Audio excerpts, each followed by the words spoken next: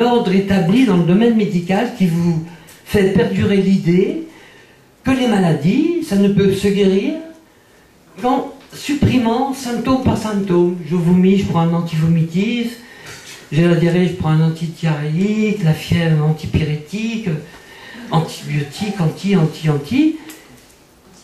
Et quand vous réfléchissez bien, est-ce que l'humanité va mieux depuis que cette médecine s'est généralisée? C'est pire. On sait, c'est un autre débat. Je suis en train de travailler beaucoup dessus pour le deuxième livre sur l'homéopathie. C'est facile de démontrer, mais pas ce soir parce que ça va faire bien longtemps que je parle déjà, que la façon de soigner les maladies comme ça, Hahnemann l'avait déjà remarqué, ça ne fait que chroniciser les choses. Réfléchissez 2 secondes, 2-3 troubles fréquents. Un constipé chronique qui prend un laxatif tout le temps, il arrête le laxatif, il redevient constipé.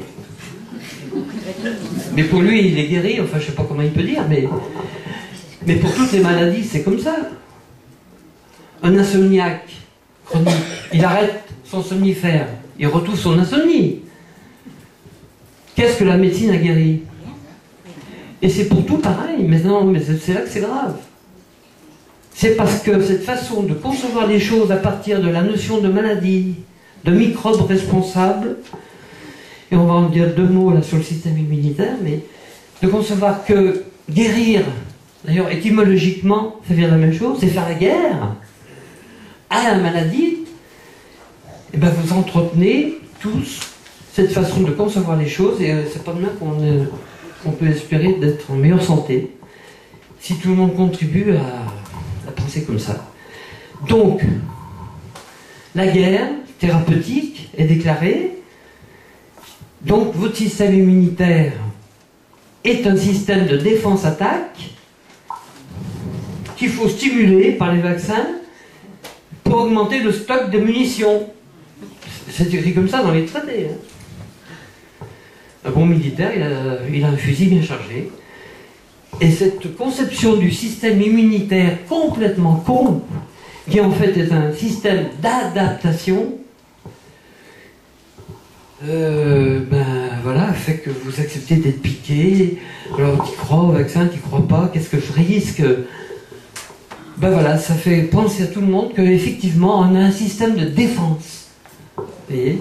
Je suis sûr que vous y croyez en majorité. Vous, c'est un dogme, c'est pas un système de défense. La maladie n'est pas une attaque. C'est une perturbation dans votre façon de vous adapter. Mais comme on a coupé les maladies du corps des maladies de l'esprit qui est censé être intelligent et pas l'autre, on a coupé la maladie du sens symbolique qu'elle peut avoir. Ça, c'est grave aussi. Parce que comme la maladie vous est étrangère, et que c'est elle qui vous rend malade, c'est un ennemi qu'il faut combattre, comment voulez-vous trouver du sens à votre maladie à vous? Impossible. Donc vous voyez, vous entretenez un système de pensée dont vous êtes victime et dont vous êtes les premiers à gueuler aussi. Hein.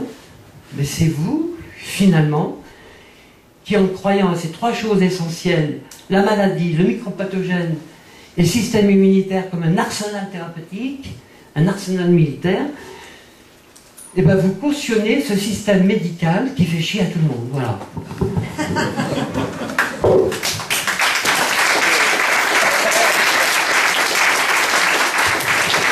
Non mais maintenant c'est à vous, hein. Alors, voilà. Ah ben on se dégonfle. Ah ben voilà. Ah, pardon. Dans votre façon de voir, comment vous expliquez par exemple les épidémies de rougeole, pas actuelles, hein, mais celles qu'il y avait quand on ne vaccinait pas les enfants? On apprend à la faculté que toutes les épidémies proviennent de foyers épidémiques, on nous dit. Oui, oui. Des conditions socio-économiques faibles. Pas beaucoup d'argent, pas beaucoup d'alimentation, pas forcément de toit. Pour la rougeole, on apprend toujours à la fac, ça. Les enfants, ils ont fait la rougeole, je veux dire, il n'y avait pas de... Oui. Il fallait la rougeole. Je veux dire, mais je demandais dans le système, le docteur, comment il qu'on soit, on voit quand même des épidémies de certaines maladies, par exemple la rougeole.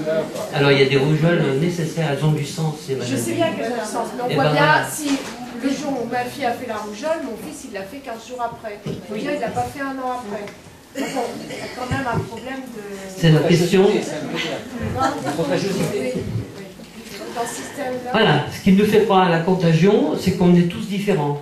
D'accord? Mais, si on est 7 milliards sur Terre, il n'y a pas 7 milliards de terrains si différents que ça.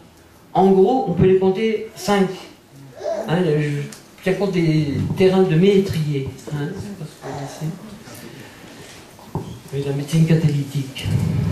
Il y a 5 grands terrains, en gros, un 5e chacun. Hein, les anergiques, les allergiques, les neuro machin chouette. Ce qui fait que dans une famille, le terrain c'est héréditaire, hein, et je vous apprends rien. Et vos enfants, ils ont tous des ADN très proches. Et s'il y a des prédispositions familiales, ben, ils les ont un peu en commun, plus ou moins, surtout des prédispositions aux infections, qui sont une hérédité souvent tuberculeuse. La tuberculose, mais ils nous ont transmis quand même quelques séquelles. Toute la médecine chinoise, le taoïsme vous fait bien comprendre ça, comment ça marche. Aussi, on ne va pas parler de ça non plus ce soir. Vos enfants bénéficient d'un même milieu, une même nourriture, des mêmes conditions. Donc, ils ont des terrains très proches, vous voyez ce que je veux dire? Et dans une ville, il y a 5 grands terrains en gros.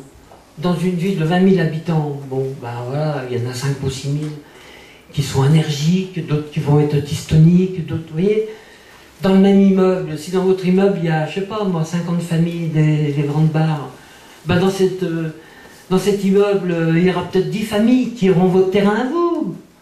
Et quand il y a l'automne, il y a beaucoup de gens qui s'enrhument au premier froid humide. Hein, on apprend bien ça en homéopathie. Et bien si dans votre immeuble il y a une dizaine de familles qui sont comme ça, et si vous les croisez dans l'ascenseur, oh merde, ma fille elle a la grippière. Mais il n'y a pas besoin de la contagion pour expliquer des choses aussi simples, vous voyez. On appartient tous à un groupe de terrain, un grand groupe. À l'intérieur, il y a des sous-groupes, puis des sous-groupes, et puis voilà. Mais on n'est pas... On est unique au monde, mais pas tout à fait quand même. Voilà, c'est clair, peut-être que je dis des conneries. Hein. Est-ce que vous pourriez creuser la question du système immunitaire attaque-défense qui serait pas ça, et donc le rôle des lymphocytes et tout ça qui serait alors quoi?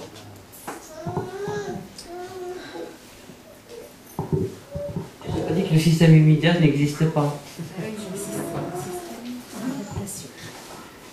Alors il y a le livre d'Eric Ancelet, que je conseille de lire. Apparemment vous ne l'avez pas lu. Non. Très bien écrit. Alors, il est là en plus. Vous partirez avec. C'est pas moi, Eric Ancelet. Pas le docteur Ancelet. C'est un système d'adaptation. Les lymphocytes sécrètent des anticorps qui sont des témoins de passage. Dans les traités d'immunologie, on nous dit bien qu'après une infection, le taux d'anticorps baisse de façon indécelable. Et on nous dit qu'on peut séparer le pouvoir antigénique du pouvoir pathogène. Hein, ça vous dit? Vous êtes biologiste un peu, je sais pas, non? Parce que lymphocyte, c'est pas un nom. D'accord. Et bien pour fabriquer des vaccins, ils sont obligés de mettre de l'aluminium. Pourquoi? Il paraît que si on donne 90 coups de bâton sur la tête de microbe, ça le rend inoffensif. Et voilà, et il est capable après de faire monter des anticorps. Mais c'est complètement faux. Parce que s'il n'y a pas d'aluminium, ça ne marche pas. Les lymphocytes ne marchent pas. C'est-à-dire que les lymphocytes, c'est une mémoire. Vous savez qu'il y en a une famille par anticorps. Donc il y a des milliers de familles de lymphocytes hein, qui gardent en mémoire le passage d'un microbe. Comme vous vous souvenez, vous avez des souvenirs d'enfance, la matière est mémoire. Bon, là ça va un peu trop loin, là on ne peut pas développer ça. Hein. Mais la mémoire fait partie La mémoire fait partie de tout. Tout est